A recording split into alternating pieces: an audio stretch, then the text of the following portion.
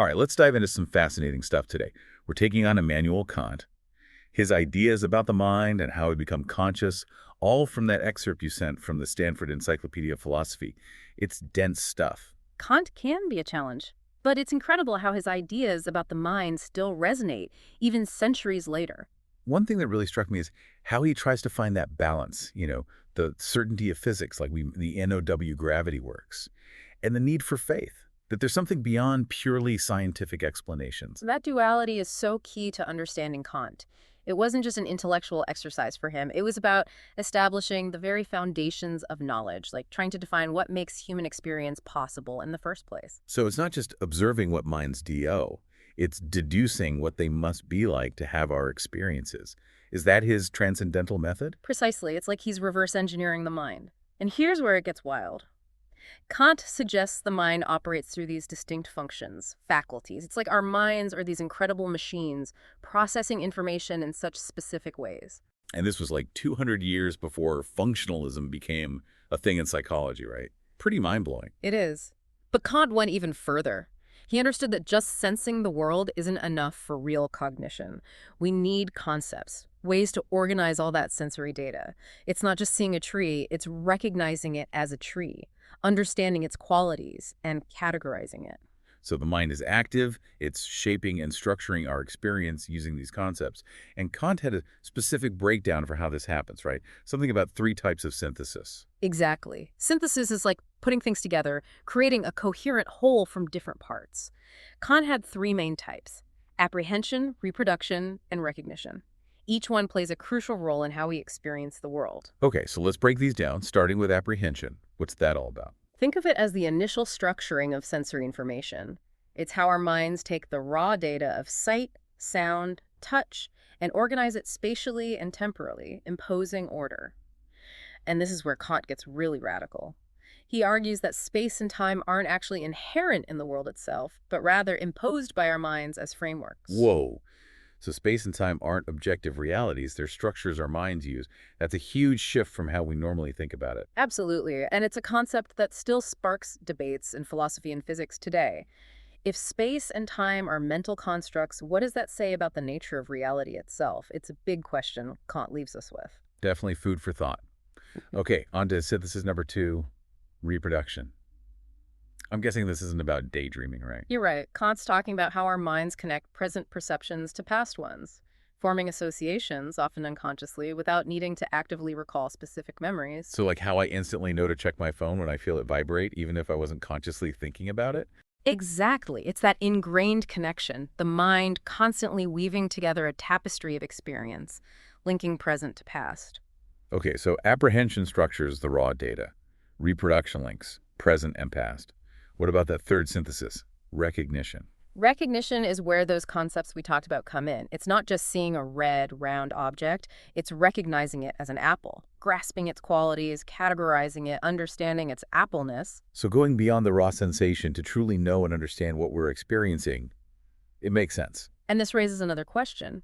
Where do these concepts come from? How do we acquire them?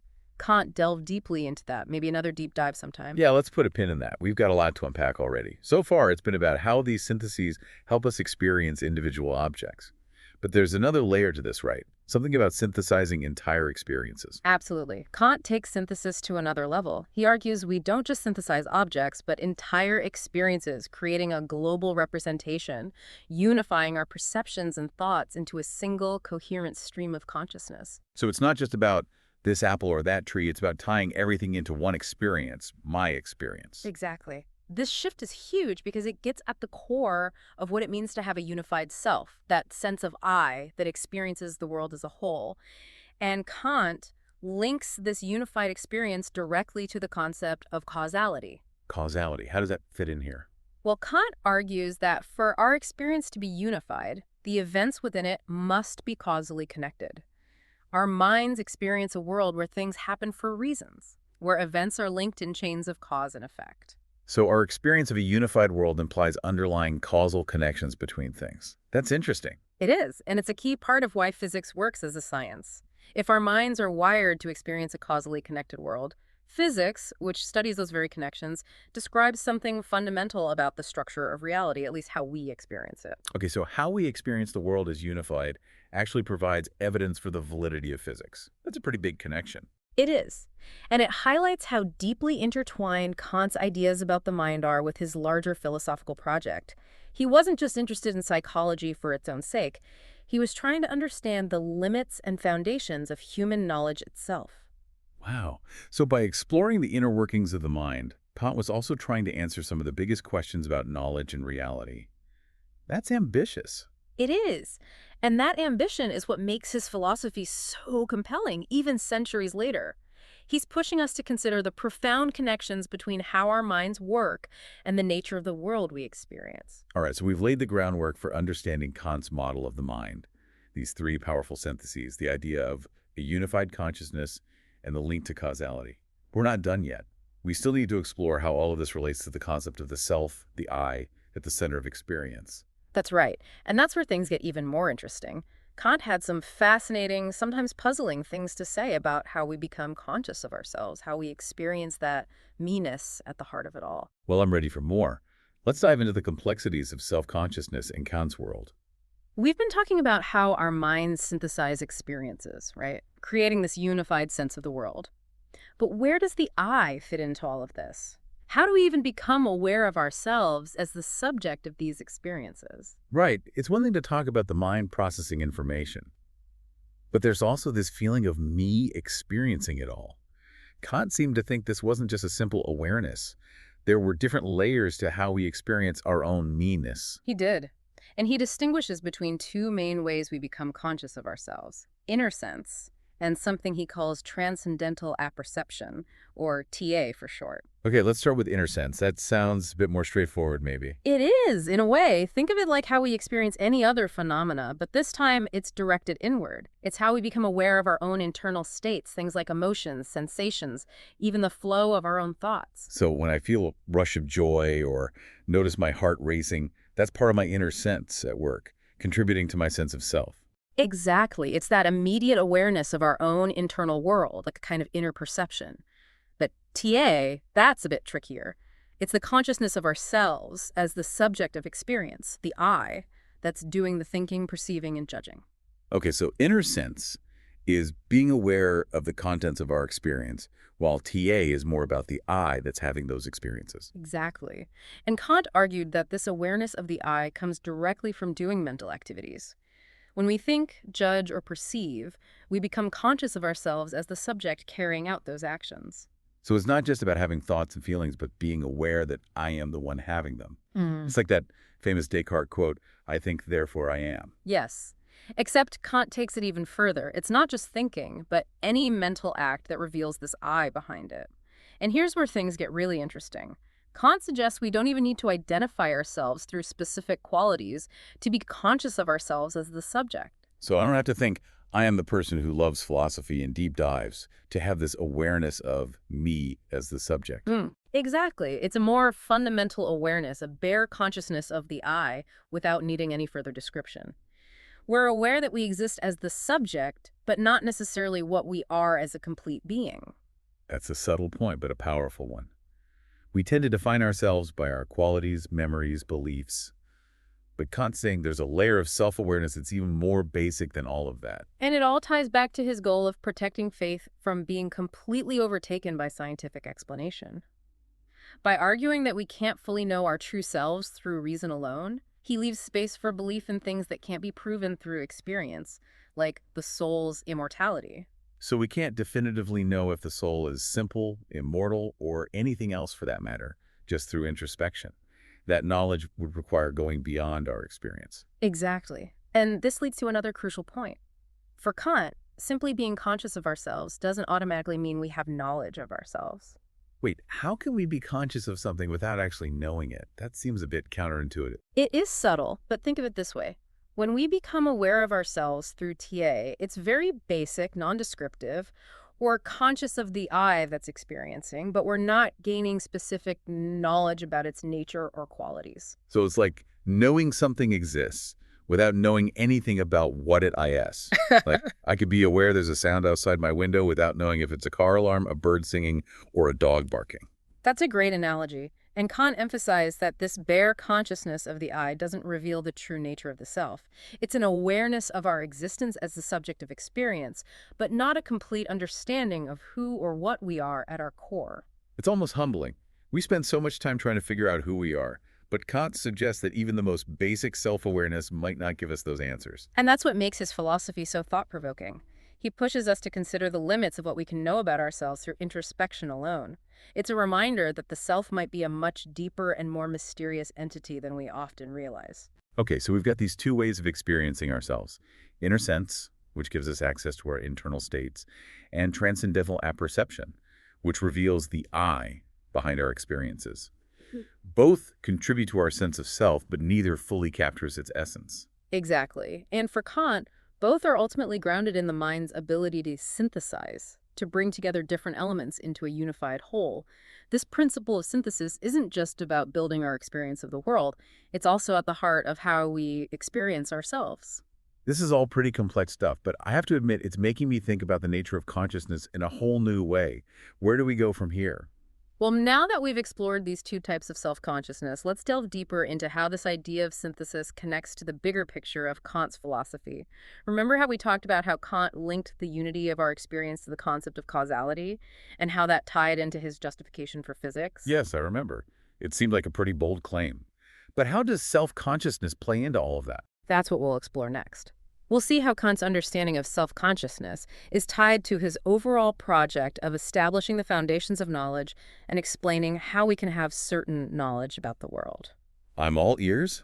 Let's dive in. Yeah. Okay, so we've gone through these different layers of self-consciousness, inner sense, and transcendental apperception. Both come from the mind's ability to kind of synthesize experience.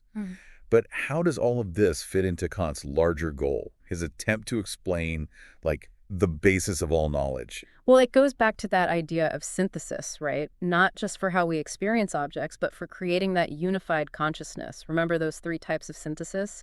Apprehension, reproduction, and recognition. Yeah, I think I'm getting those down. Apprehension structures the sensory input. Reproduction connects the present to the past. And recognition, that's about using concepts to understand things. You got it. But here's the interesting part. Kant actually made a distinction between two types of synthesis of recognition in a concept. The first, the one we've been talking about, is about using concepts for individual objects. But there's a second type, and this one's even more important to understand his ideas about unified consciousness. Okay, so we've got recognition of individual objects, but there's another kind. What's that about? This second type of recognition is about unifying multiple objects into a global representation, that one experience we keep coming back to. It's taking all the individual pieces, the apple, the tree, the sound of that bird, and fitting them together, creating a bigger picture, a panoramic view of what you're experiencing right now. So it's like taking all those little acts of recognition and weaving them into a single, coherent whole, a unified stream of consciousness. Exactly. And that unifying act, that's where transcendental apperception, TA, comes in. It's not just a type of self-consciousness, it's what makes this global synthesis possible. So it's like TA is the glue. It holds our whole experience together, connecting those perceptions and thoughts into like a flowing narrative. That's a great way to think about it. And if we connect this back to the big picture, this global synthesis, it's crucial to Kant's whole idea of grounding physics. Remember how our minds experience a causally connected world, and how that supports the idea that physics is valid. Yeah, that was a pretty big idea. Mm-hmm. But how does TA, this faculty of global synthesis, how does it play into that? Well, think about it. Our minds are constantly creating a unified experience, connecting things through cause and effect. That implies a very particular structure to our reality, right? Yeah. And physics is all about describing and explaining that structure. So Kant's saying that the very act of experiencing the world is unified because of TA. That itself provides evidence for physics. That's a pretty strong connection. It is. It shows just how closely connected Kant's ideas about the mind are to his overall project. He wasn't just into psychology for its own sake. He wanted to understand the limits, the very foundation of human knowledge. And to do that, the mind's ability to synthesize experience, that was the key. That makes sense. But it also seems like Kant was very careful about what we can actually KNOW. He argued that even with TA, we can't completely grasp the true nature of the I. That's right.